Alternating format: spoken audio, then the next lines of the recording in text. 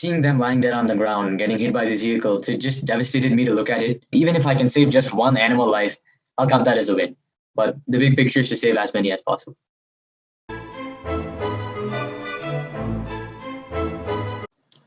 Well, it wasn't as much of a specific moment. It was more of like a gradual development over time. So roadkill is a big problem in my area.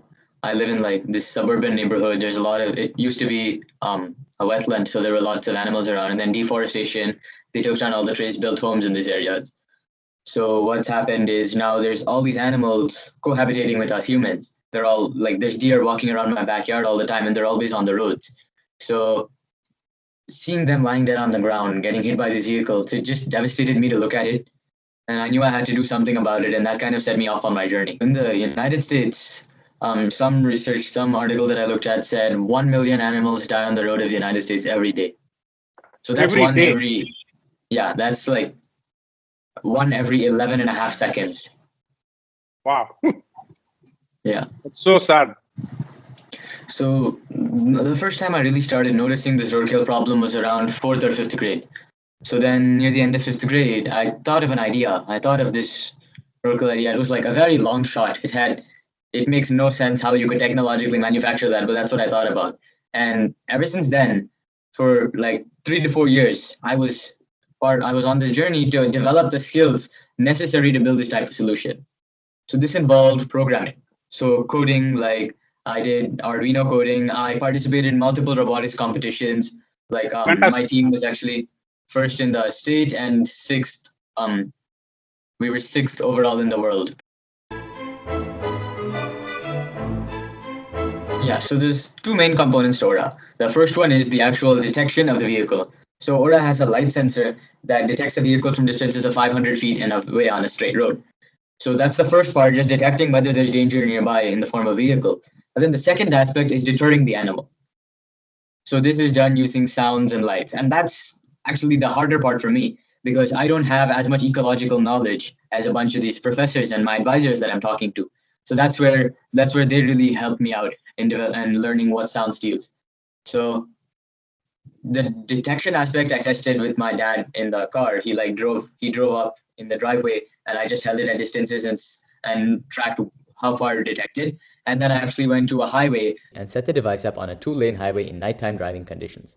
I placed Aura on the ground in the sidewalk with just one ambient light sensor functioning, so I would be able to interpret the detection better.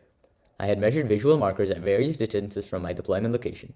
As the vehicles approached, I noted the distance they were from the device when first detected and the time it took for them to cross Aura from this detection point.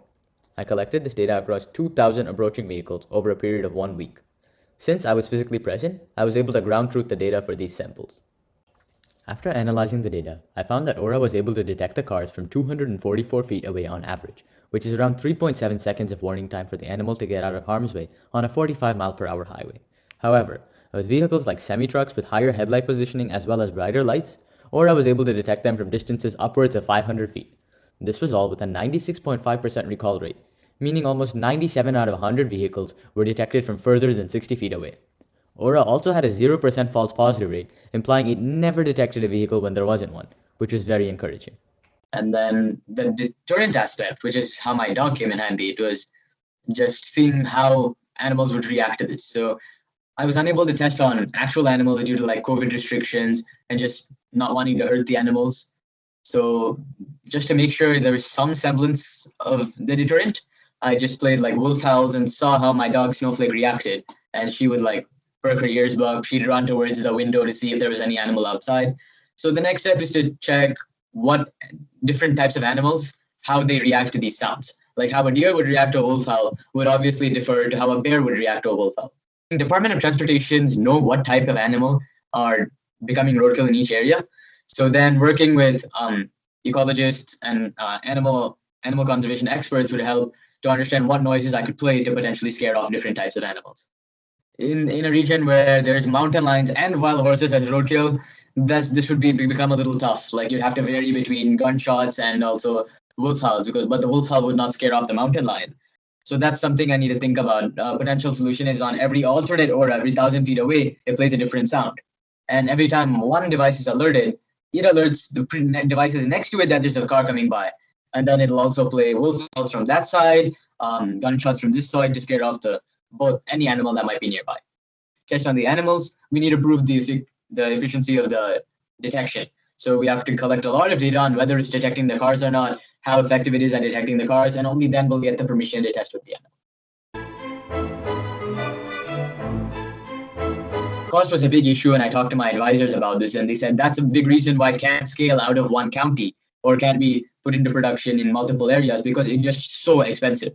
So cost was a big factor in my mind when I went into the development of the solution.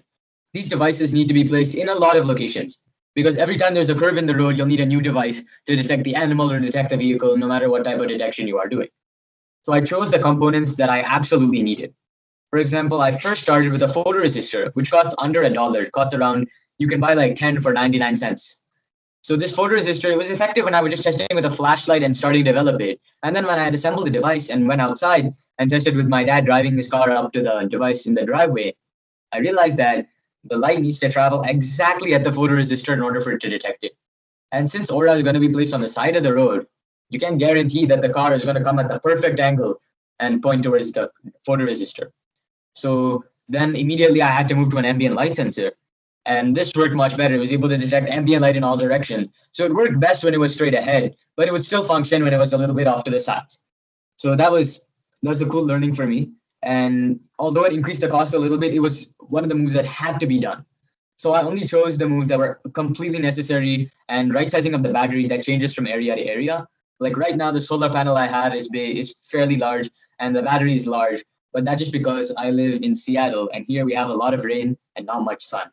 So when I go to test in Nevada, I can move to a smaller solar panel because there's a lot more sun there. We'll be able to collect energy much more easily, and I can also move to a smaller battery because I can depend on more sun coming in. So there would be some price reductions there as well.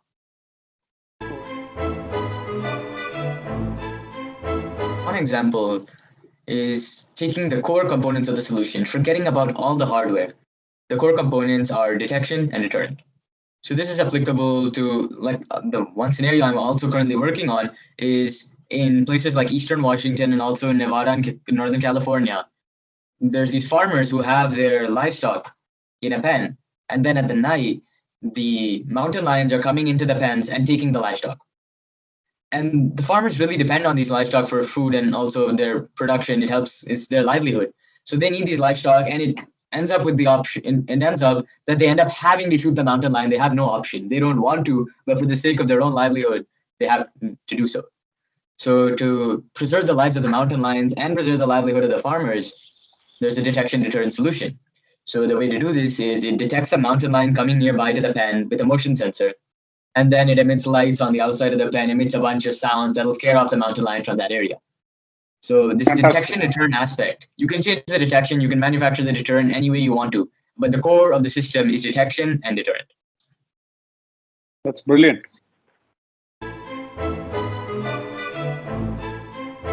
Earlier this morning, actually, I attended this conference called International Conference of Ecology and Transportation.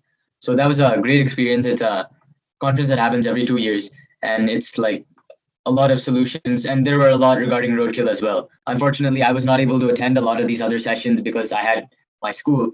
So when I presented, a lot of people were very excited to hear about my solution, and their feedback was super encouraging. So I got a lot of connections. Some people in California area are wanting to, some people working in the government and Department of Transportation California want to deploy my solution there. I got a connection to Montana. I already have some in Washington and Nevada with some universities. And then the most exciting was a professor in Sweden asking if he could also help me with this solution and have it deployed in Sweden. And he would help me also with the ecology aspects and picking which sounds to use to deter certain animals. So that was some really encouraging thoughts for me.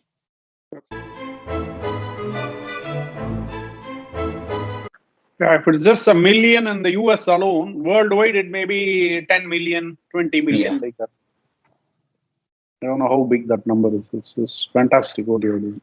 Sure, I'd like to thank Dr. Schilling, a professor who's been my advisor for a while, and he's really helped me he got me this connection to the iCode conference. It's been very helpful. I'd also like to thank my mentor Ajay, who helped me with the electronics, as I said earlier. And I'd like to thank my parents for really supporting me on this journey and my sister for taking time to let my parents devote their attention to me.